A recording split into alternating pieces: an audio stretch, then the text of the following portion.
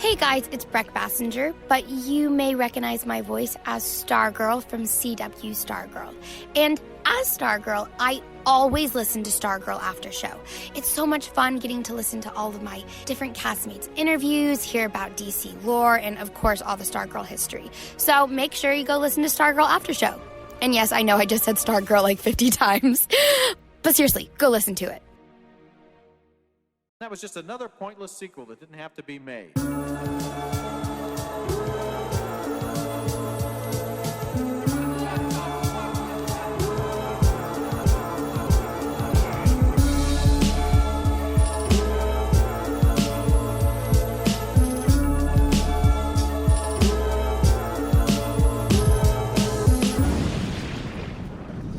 And we're back. The evil is back. Weedy, whoa.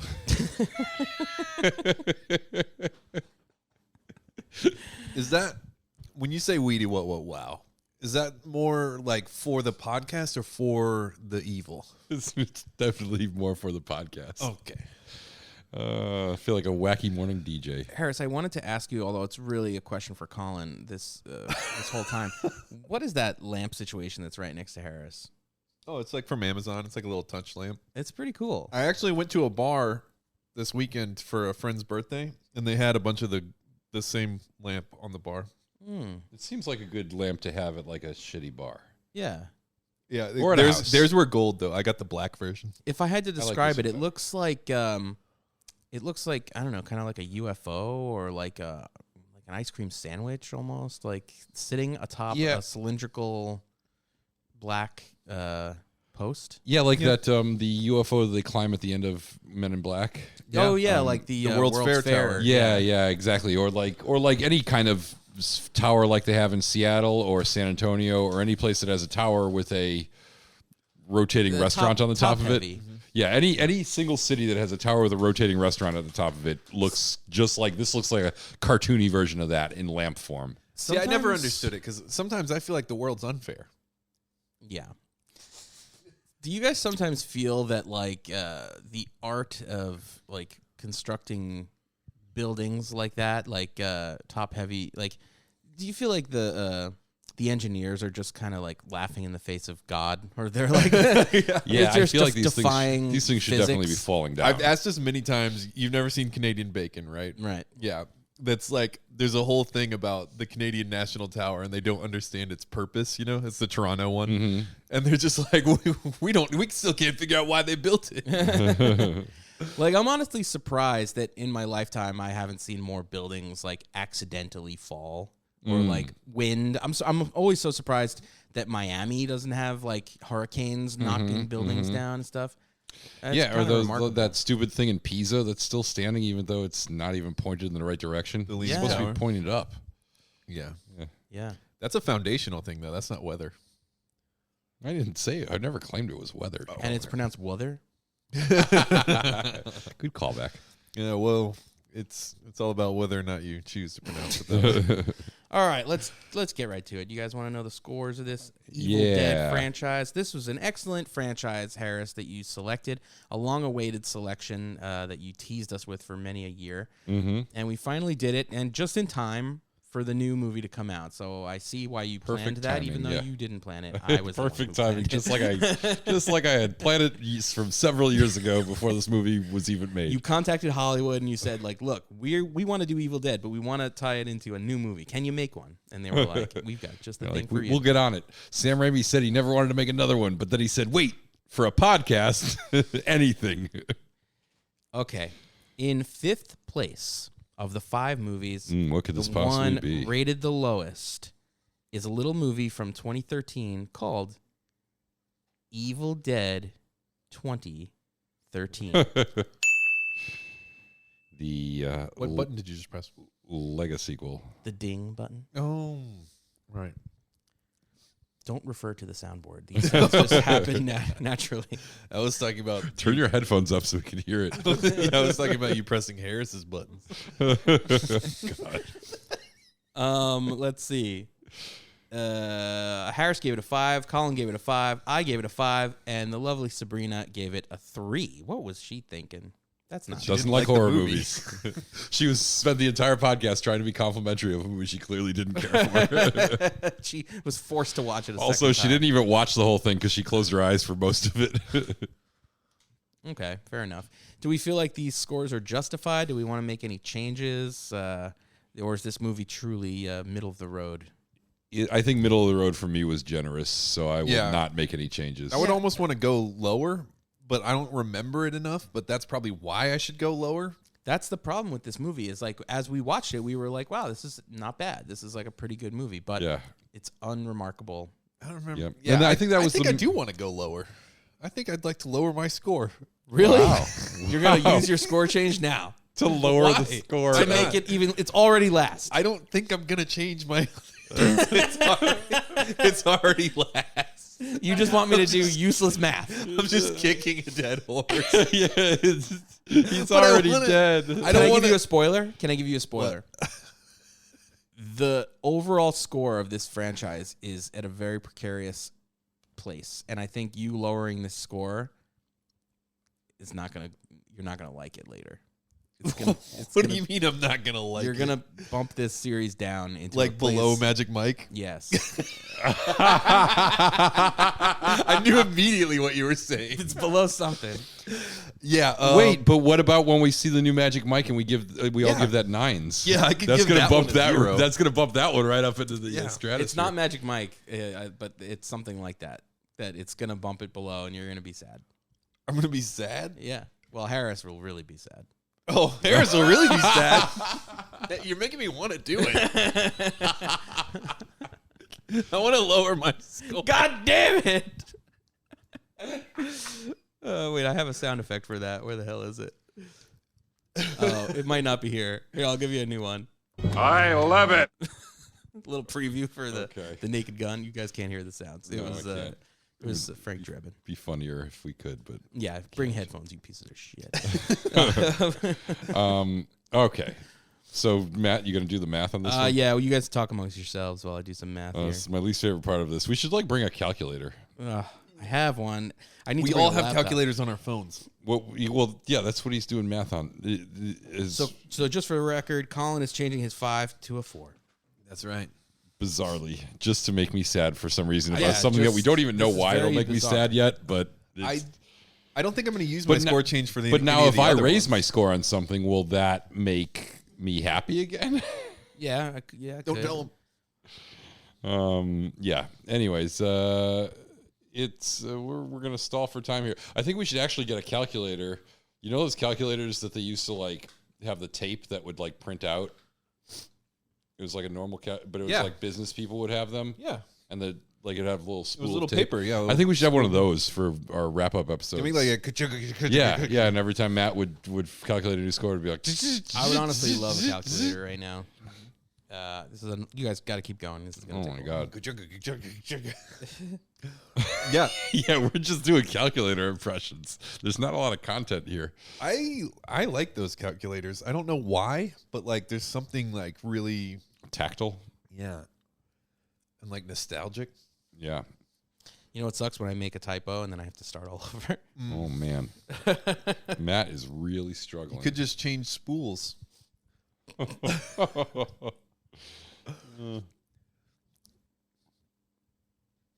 That's what you call dead air.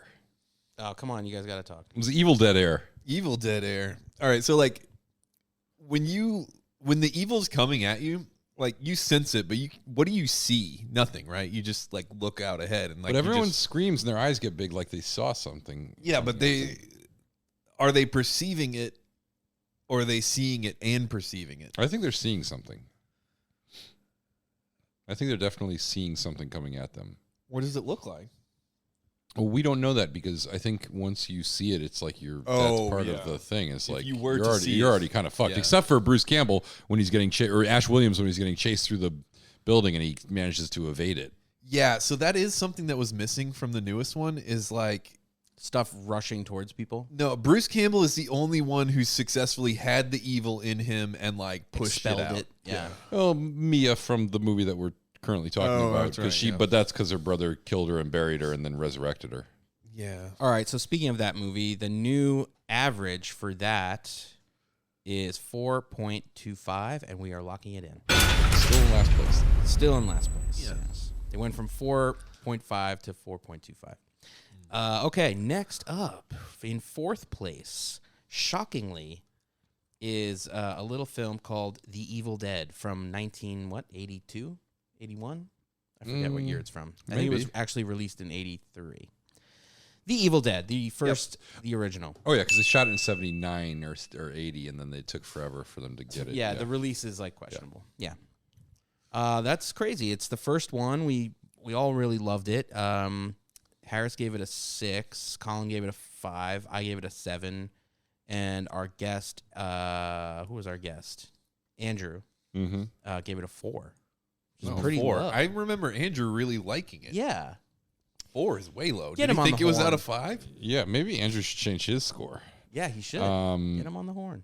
Yeah, I don't remember what I think the consensus was that it was just too rough around the edges, and you could sort of see what was going to become a historic franchise, but at this stage it wasn't quite ready. It was more like you respected it for what they accomplished with so little, but didn't actually enjoy the movie that much. Yeah, There was also I the feel tree like thing was like super offensive. That's true. We Although did not that like was the best practical effects of the tree thing. The Evil Dead 2, I don't think did as good a job with. It was much worse. It was a worse tree rape, but still technically a better one. a more tasteful one. Yeah. Yeah, it's weird. I think it suffers from like a lot of times when we do a franchise where we know like the second or third movie is really good, we kind of give the first movie a lower score because Yeah. we know, even if we like it, it's because we know we're going to give higher scores to Yeah. the next one. You're accusing us of tampering? Yeah. I'm already mentally preparing to like the next movie better, so I kind of I'm inadvertently comparing the two movies. Right. And that was the problem, is that you remember I'd never seen The Evil Dead before, and I'd seen The Evil Dead 2 and Army of Darkness many times. And so when I saw The Evil Dead for the first time for this podcast, I was kind of like, "Oh, yeah, it's not that funny. All the actors are kind of shit. You know, even Bruce Campbell isn't really Bruce Campbell yet." And yeah, and it was impressive that they did this in such a low. Also, the same thing that we talked about for the Evil Dead remake and that we talked about for everything else is like the whole Cabin in the Woods tropiness of it. It came first, but it's still a cliche for us now, you know? Yeah, it's hard. The time is not kind to it. Yeah. All right. Well, having said all that, are we we're cool with our scores? I am cool Lock with my it score. in. I'm locking that shit in. So what was that? The That's average? a 5.5. I was only worried that it would actually rank lower than the remake, which would have been wrong. So as long as it's above the remake. Yeah, it's very far above it now. Thanks, Colin. I don't regret what I did at all. Next up, number 3 is the most recent one that we covered. It's a little movie called Evil Dead Rise. We literally saw it a few days ago, and we liked it. And I was just saying I was impressed that it is better than the remake one that came out a few years ago. It's like, I don't know. I could just tell that time is going to be kinder to it. Mm-hmm. The remake, when it came out, like almost instantly, it was like forgotten. Like, you know, once it left theaters, it was like, okay. Is this a score change coming? Of a movie we just finished recording. In the past half hour, you decided to change your score. Harris gave it a 7. Colin gave it a 6.5. Alex Parslow gave it an 8, and I also gave it an 8, and it averages out to a 7.38, which is a pretty good score for that movie. I feel like that's right on the money. I feel like if you're going to say anything really negative about the movie or about how it will age or whatever, it is kind of, if you're not a fan of the franchise, it's kind of unnecessary. Like, it's not like, if it was just a horror movie by itself, it would be a good horror movie all by itself with no tie-ins to The Evil Dead. It'd be good, but it wouldn't be like, oh my God, best of the year, or, you know, like really memorable. It's not like reinventing the wheel or anything, but it is, like, you're right. You don't need to have seen any of the prior movies. Right. You could just watch it and understand what it is and enjoy it. And there's enough lore and, like, interesting things going on that you'd still be enticed, and then you're like, oh, what's this all about? What it does, it does really well. Yeah. Yeah. The kills and the gore and the inventiveness of the gore without going too silly or too unbelievable. Even though it's all pretty unbelievable, but yeah, it works. Yeah, it's got a lot of fun moments, and it really keeps with the spirit of the franchise. Yeah. Well, I think we're locking that bad boy in, right? Woohoo! Sick. All right. Up next, number 2, our second favorite of the series is the second movie in the series. It's a little movie called Evil Dead 2, Dead by Dawn is the official title, I think. Mm-hmm. Yes. Let's see. I gave it an 8. Harris gave it an 8. Jordyn Barber, our guest, gave it an 8.8. And Colin gave it an 8. Averaging out to 8.2. What do we think? I want to scorch it. Too late. Too late. Score change for you? I don't know. That's basically 8s all around. Yeah, 8s all around. I feel like that's. I mean, if I was making a score change, I might go up. But I think I gave Army of Darkness a 9, and I really feel like that is a 9. And I feel like Evil Dead 2 is not as good as Army of Darkness. It's like they're really we talked good. About this in the Army of Darkness episode. Like there's two totally different things. It's like, saying you love Schindler's List better than Batman, or whatever. They're like so different. Not that different. Yeah, and honestly, so wait, Batman's not in Schindler's List. I think that 8 feels right for Evil Dead 2. I feel like that's it. Definitely for me, it doesn't feel like, I don't know. I wouldn't change my score. I feel like we nailed that one. I feel like it's a really great. It's the best traditional Cabin in the Woods Evil Dead movie. It's got the humor, but it's also got a lot of the gore. It's got all the I like that it's kind of a remake, but really it's a sequel. But like they really do a good job of both paying homage to the first movie and recreating elements of it, but then also putting their own spin on it. It really is just more experienced, better funded, smarter, more talented filmmakers making a vastly superior version to their cult hit and having a lot more fun with it and being way more confident enough to have fun and to be like, fuck it, we're just going to go wild. That's the key. Him fighting with his hand and him freaking out in the cabin when everything's coming alive are still like, those are the two moments that I always think of. And I just think like, I think of those and I'm like, this is delightful. And it's stuff they never would have tried or attempted or even thought of in the first one. You could even like kind of do it the way you did it, where if you were showing someone this series for the first time, you could just show them Evil Dead 2 and then Army of Darkness, and like they'll get it. Yeah, Yes, that's it. Those two are linked. They're of the whole franchise. Those two films are linked more so than any of the others are. Yeah. They're the must-watch movies in this franchise. If you see those, if all you ever see are those two, that's fine. You don't need to watch the other ones. You'll get every reference to Evil Dead ever. Yeah. And if you want to know what Evil Dead's all about, watch one of those two, and you'll know whether you should watch anything else. Yeah. I think that's great. So we're good with these scores? I'm good. Locked in. And finally, our favorite, number 1 ranked, let's see. I gave it a 9. Harris gave it a 9. Colin gave it a 9. And Mr. Paul Jones gave it a fucking 10, averaging out to a 9.25. This is, of course, a big number. Army of Darkness. That's one of the highest individual scores, I think, of the entire License to Watch. We've definitely had some multiple 10s. Yeah. I mean, some of the Bond movies got, but I kind of I reserve my 10s for like perfect movies that I think are perfect movies. And Army of Darkness is a movie that I love so much, but it does have flaws that, and we talked about them in depth in that. You're not going episode. to put it on your headstone. Yeah, favorite, I feel like Army of there's part of me even now that's considering bumping my score up to a 10 because I love the movie so much, but it's not a 10. It's a 9 for me, and so I stand by it. But I'm glad that the overall ranking ended up really high because I think this should be in the 9 range. It really is a great movie. It's just wonderful. Okay. Here's the thing. If we keep the score the way it is now, it's going to tie with another franchise, and I feel like we have to make some sort of deciding factor. You're going to have to tell us what that franchise is. It's Harry Potter. I would like to change my score. It's gonna be tied. So if I change my score to a 9.5, you know how I love the half points. Well, You hate the half. the points. rule is that you have to change it by a full by point. a full point. Yeah, That's right. That's kind of the rule we've been going. The with. rules. All right. Look how happy he is. I You was, fucked this, Colin. You fucked this. he's delighted. All right, I'll change my score on Army of Darkness to a 10 to untie it with Harry Potter, a franchise that I love it. Don't really have that much of a connection to. Wow. All right. Math yet again. Well, I know what the average is going to be because it was the same average as before. You're wearing your Harry Potter costume. Well, I'm always wearing my Snape outfit. Okay, let's see. Harris changes his score to a 10 like a fool.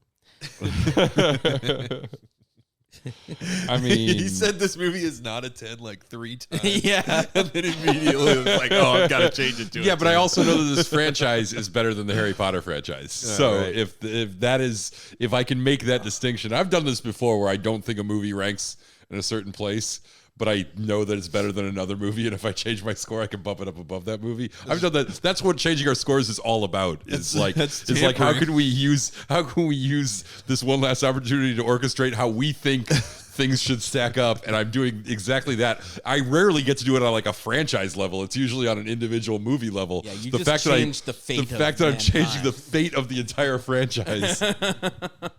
Once again, it's another one of my franchises that I chose, duking it out with another one of my franchises for which is the greatest franchise ever.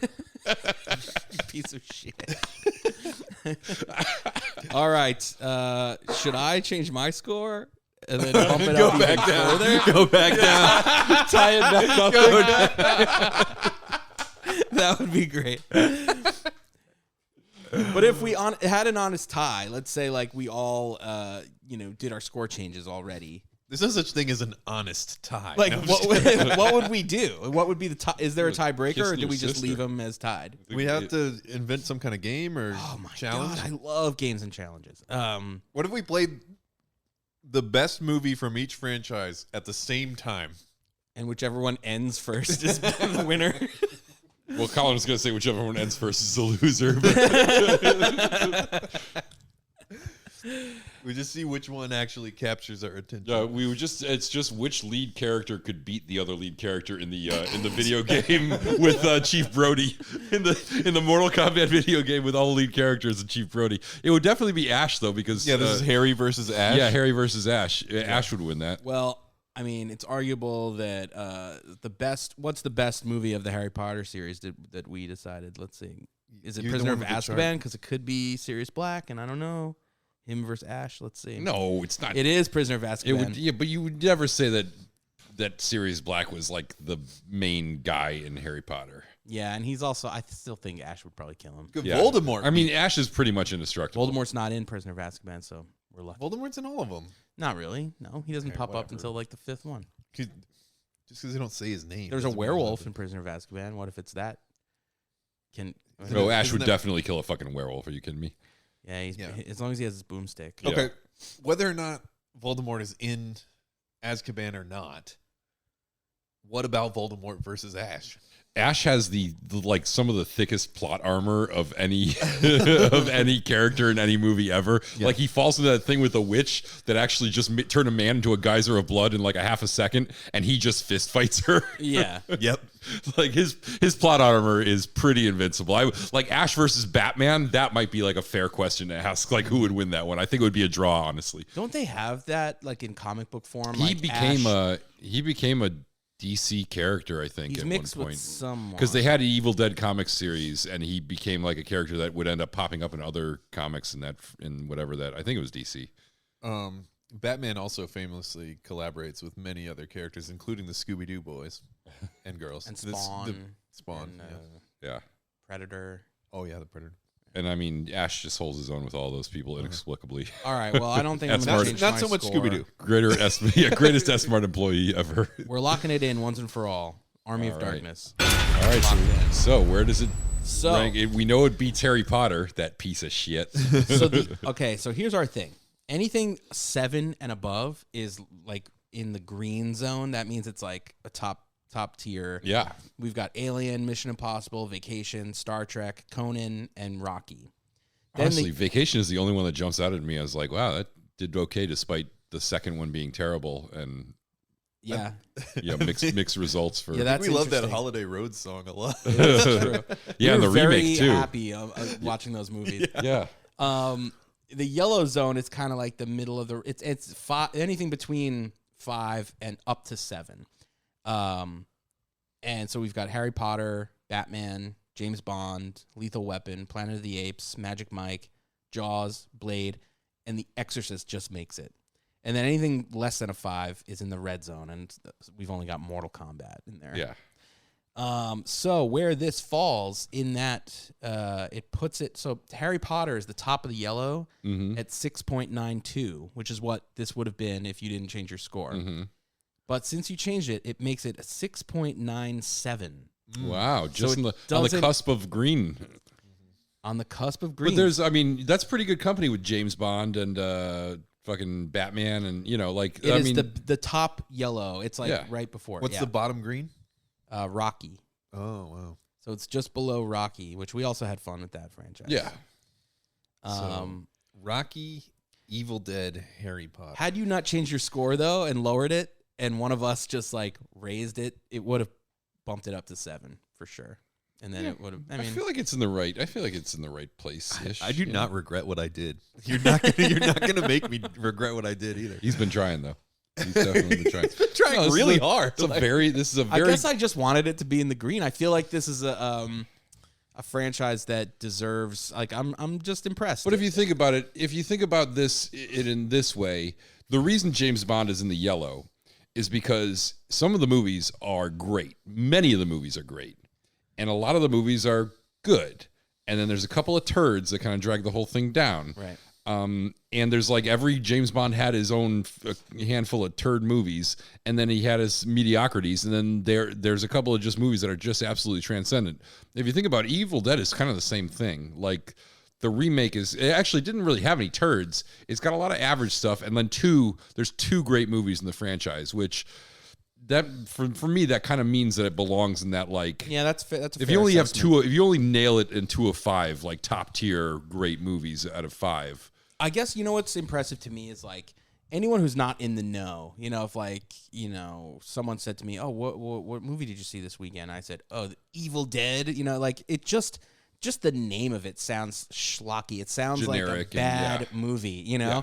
And I think people who haven't seen it immediately in their head, and especially people who don't like horror movies, think like, "Oh, that sounds terrible. Like, why would you subject yourself to a movie called Evil Dead?" Something, But the people who have seen it and are in the know that it's more than that, and that it actually is, for what it's called, it's like it is a good franchise, and they haven't had a stinker, like you said. Can you imagine? There's probably some people who only have ever seen the remake and this latest one, in which case your idea of it is like, oh wow, just generic, boring horror, and then slightly more interesting, but still fairly generic horror. And you kind of like, if you didn't see those Army of Darkness and Evil Dead 2, you don't really get it, In theory, it is strange that from the humble beginnings of this franchise and how it became this like goofy thing, like it is strange that they kind of have been remaking these movies now and have gone away from that. It's like, how cool would it be if they tried to make like an Army of Darkness level goofy movie today with the technology that we have now? And Yes. excuse me, I'm so gassy all of a sudden. It's possible. It's still possible. Well, and I think that's where the TV show kind of came in, and that's where TV is a little like we've talked about, on the Evil Dead Rise podcast, we talked about like changes that studios have made out of fear of something flopping and spending all that money on a flop. TV is where things are more daring and where you can be a little unconventional and out of the because you've got these people trapped in your streaming service that have to watch your shit, that are going to just turn on your thing and be like, what's new? Okay, it's that. I guess I'll try it, So you can be a little more daring and unconventional, and that is a better place for the Evil Dead 2 Army of Darkness style of Evil Dead. In fact, if they rebooted that series, it would probably, I think it might have even come out, what was 2015 to 2018. I think if that had been coming out during the pandemic, I think people it might still be on. People would have been like, It oh would've shit, been this is probably really a good. You bigger know? hit, Yeah. That's kind of true. I also always hated the title. I hate that it's called Ash vs. Evil Dead. Mm-hmm. It like should be, to me, Ash vs. the Evil Dead. Like, Oh yeah, you know, good it's like a point. I never strange thought about phrasing. it, but It's yeah. that kind of semantics. It is, but it's also just this sort of thing just drives me nuts. Like Yeah. Evil Dead Rise is like, it is a cool title, Mm-hmm.